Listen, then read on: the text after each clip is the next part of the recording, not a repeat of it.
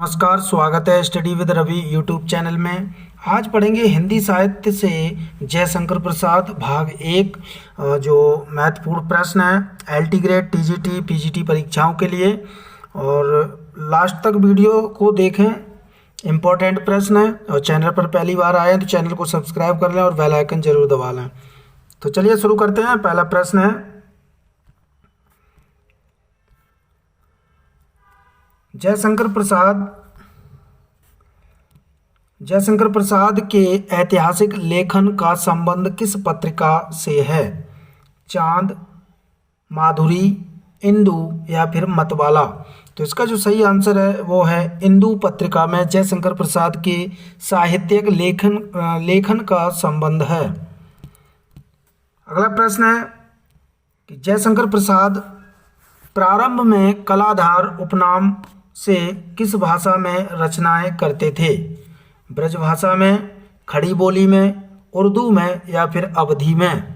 तो इसका सही आंसर है जयशंकर प्रसाद प्रारंभ में कलाधार उपनाम से जो है ब्रज भाषा में कविताएं या रचनाएं करते थे। अगला प्रश्न है कि जयशंकर प्रसाद का प्रसिद्ध विरह काव्य आंसू का प्रथम प्रकाशन वर्ष क्या है? 1924, 1925, 1928 या फिर 1929? तो इसका सही आंसर है 1925 में जो विरह काव्य है आंसू उसका प्रथम प्रकाशन हुआ था। अगला प्रश्न है कि जयशंकर प्रसाद को कामायनी की रचना में कितने वर्ष लगे थे? 5 वर्ष, 6 वर्ष, 7 वर्ष या फिर 8 वर्ष? तो कामायनी की रचना करने में जयशंकर प्रसाद को 7 वर्ष लगे थे और कामायनी में 15 सर्ग हैं। अगला प्रश्न है कि किस विद्वान ने कामायनी महाकाव्य को मानवता का रसात्मक इतिहास कहा?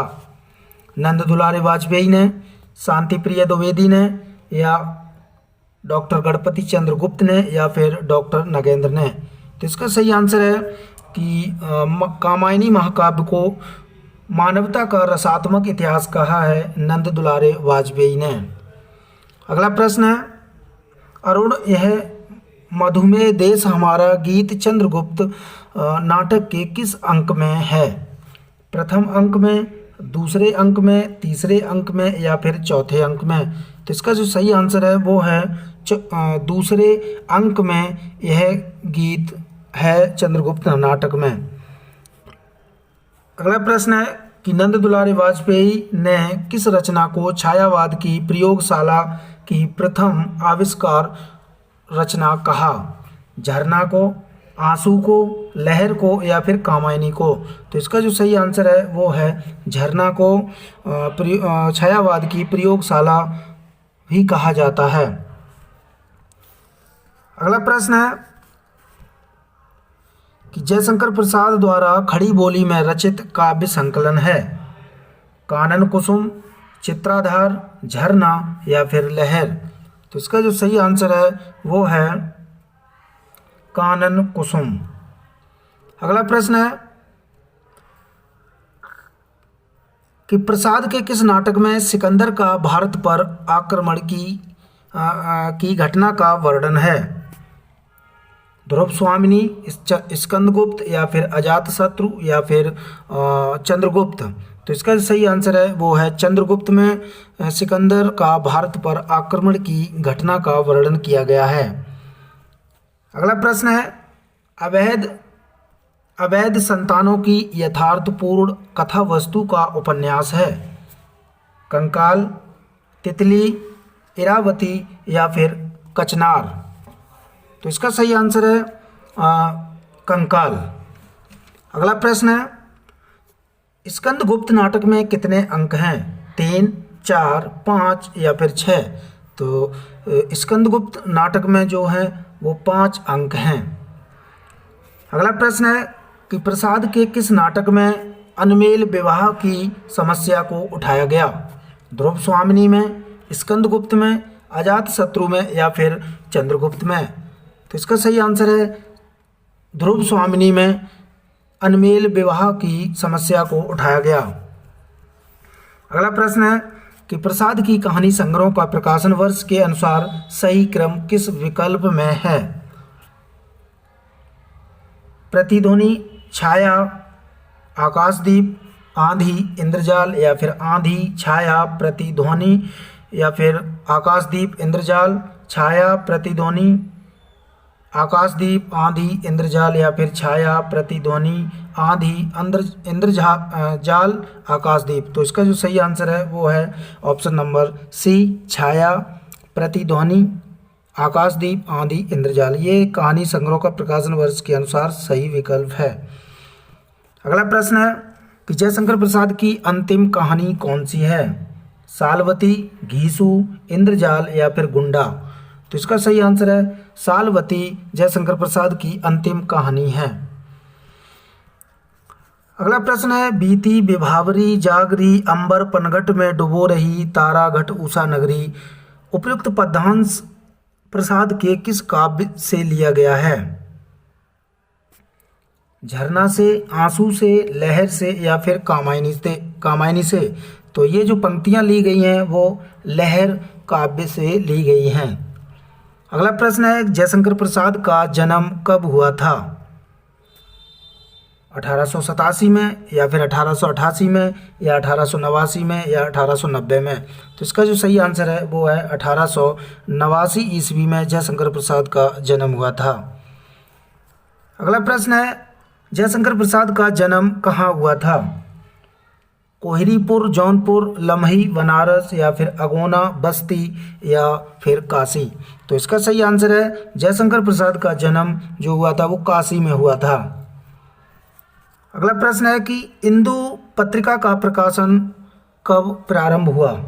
1908 में, 1901 में, 1907 में या फिर 1909 में। तो इसका सही आंसर है 1909 में इंदु पत्रिका का प्रकाशन प्रारंभ हुआ था। अगला प्रश्न है कि जयशंकर प्रसाद की बचपन से ही किस विषय में गहरी रुचि थी? इतिहास व दर्शन में, ज्योतिष व मनोविज्ञान में, अर्थशास्त्र व राजनीति में या फिर गणित व विज्ञान में। तो इसका सही आंसर है इतिहास व दर्शन में जयशंकर प्रसाद की बचपन से ही रुचि रही थी। अगला प्रश्न है कि जयशंकर प्रसाद की प्रतिनिधि रचना कौन सी है? कानन कुसुम, चित्राधार, झरना या फिर कामायनी। तो इसका सही आंसर है कामायनी जो है जयशंकर प्रसाद की प्रतिनिधि रचना मानी जाती है। अगला प्रश्न है कि किस रचना पर प्रसाद को मंगला प्रसाद पारितोषक मिला था? आंसू पर, स्कंदगुप्त पर या फिर कामायनी पर या चंद्रगुप्त पर। तो इसका सही आंसर है कामायनी पर जयशंकर प्रसाद को मंगला प्रसाद पारितोषक मिला था। अगला प्रश्न है कि प्रसाद का चंपू काव्य है प्रेमराज, उर्वशी, प्रेम पथिक या फिर आंसू। तो जयशंकर प्रसाद का जो चंपू काव्य है वो है उर्वशी। अगला प्रश्न है कि प्रसाद जी का चंपू काव्य किस पत्रिका में प्रकाशित हुआ था? चांद में, माधुरी में, इंदु में या फिर मतवाला में। तो इसका सही आंसर है इंदु में प्रसाद जी का चंपू काव्य जो है प्रकाशित हुआ था। अगला प्रश्न है कि प्रसाद जी का कौन सा नाटक हिंदी का प्रथम गीत नाट्य माना जाता है? राजश्री, करुणालय, कल्याणी या फिर कामना। तो इसका सही आंसर है करुणालय जो है प्रसाद का प्रथम गीत नाट्य माना जाता है। अगला प्रश्न है कि प्रसाद जी को छायावाद का प्रवर्तक किसने माना? इलाचंद जोशी ने, डॉक्टर गणपति चंद्र गुप्त ने, आ और ब दोनों या फिर आचार्य रामचंद्र शुक्ल ने। तो इसका जो सही आंसर है वो है इलाचंद जोशी और गणपति चंद्र गुप्त ने। इन दोनों ने प्रसाद जी को छायावाद का प्रवर्तक माना है। अगला प्रश्न है कि प्रसाद जी का कौन सा काव्य विरह काव्य है? आंसू, कानन कुसुम, लहर या फिर झरना। तो इसका सही आंसर है आंसू। आंसू जो काव्य है वो विरह काव्य है। अगला प्रश्न है कि आंसू काव्य का दूसरा संस्करण कब प्रकाशित हुआ था? 1924 में, 1925 में या फिर 1931 में या 1933 में? तो इसका सही आंसर है 1933 में आंसू काव्य का दूसरा संस्करण प्रकाशित हुआ था। अगला प्रश्न है कि आंसू काव्य के दूसरे संस्करण में पहले संस्करण से कितने छंद अधिक हैं? 64 छंद, 65 छंद या फिर 66 छंद या फिर 67 छंद? तो इसका जो सही आंसर है वो है 64 छंद आंसू काव्य के दूसरे संस्करण में पहले संस्करण से अधिक हैं। अगला प्रश्न है कि प्रसाद जी की प्रथम छायावादी कविता है खोलो द्वार, गिरजे का घंटा, जूही की कली या फिर दिया? तो इसका सही आंसर है खोलो द्वार प्रसाद जी की प्रथम छायावादी कविता मानी जाती है। अगला प्रश्न है कि प्रसाद